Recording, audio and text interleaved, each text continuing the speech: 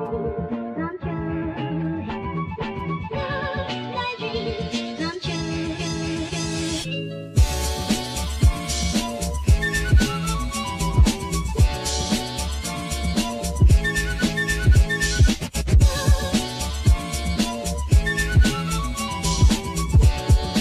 bien salut tout le monde, c'est Redbone, et aujourd'hui du coup on se retrouve pour la review de l'épisode 10 de l'attaque des titans. Alors excusez-moi si jamais je parle un peu du nez, je suis légèrement enrhumé, voilà, excusez-moi d'avance. Alors, comme les derniers épisodes, c'est pas forcément un épisode qui va...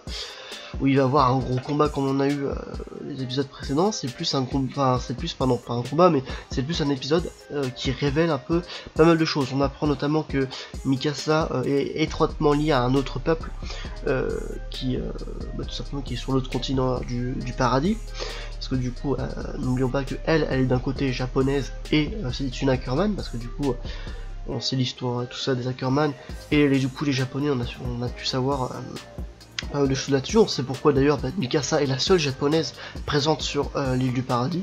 On apprend également du coup que Historia a de grandes chances de finir par en pâture, mais en tout cas de devenir le titan bestial tout simplement. Et Eren va vite tout simplement va vite être contre ça et va essayer de trouver d'autres, va demander d'autres alternatives. Malheureusement ce sera pas possible. Alors pourquoi est-ce que tout simplement Historia devrait devenir le prochain titan bestial?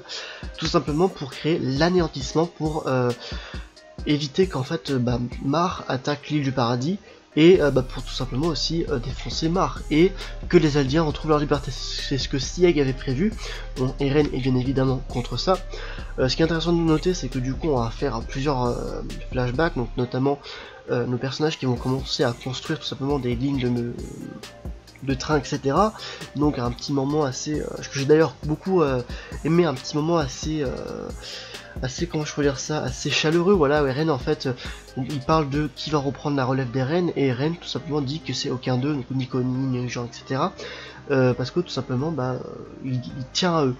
Et donc voilà, je trouve que c'était un petit moment assez drôle, et un petit moment voilà assez sympathique, un mot que j'avais pas employé depuis très longtemps. Voilà, un moment assez convivial, et on entre en plein dedans. Ce que je regrette, c'est que l'auteur n'ait pas fait ça avant en fait, parce que je trouve que c'est vraiment un truc qui apporte quelque chose, ouais, c'est quelque chose qui apporte un élément, pas un élément supérieur, mais en tout cas quelque chose de plus profond à l'œuvre de SNK, et nous montre à quel point Eren a changé.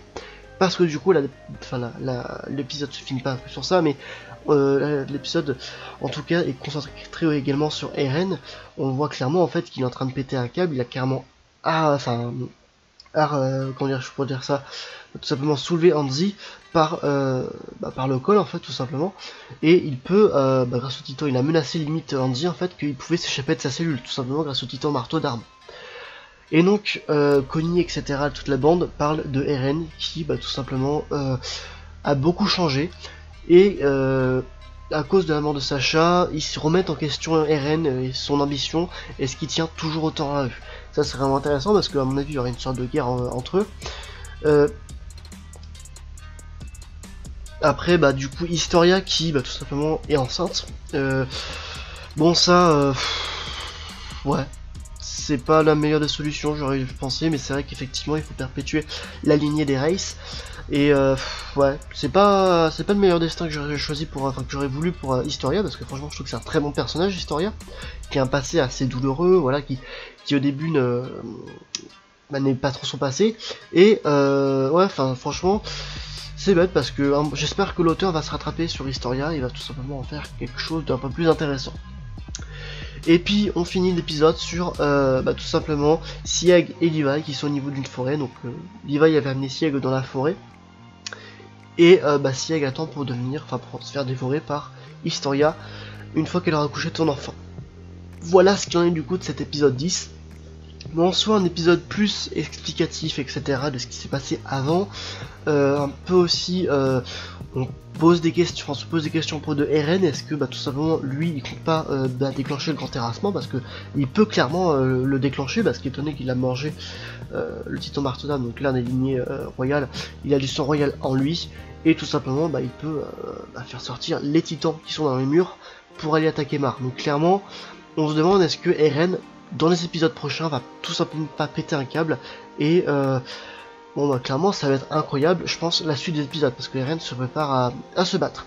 N'hésitez pas à me dire du coup ce que vous en avez pensé de cet épisode 10, à vous abonner si c'est pas déjà fait, à lâcher des pouces bleus et puis nous on se retrouve du coup pour notre prochaine vidéo et pour la semaine prochaine pour l'épisode 11. C'était Red Bull, portez-vous bien, ciao ciao.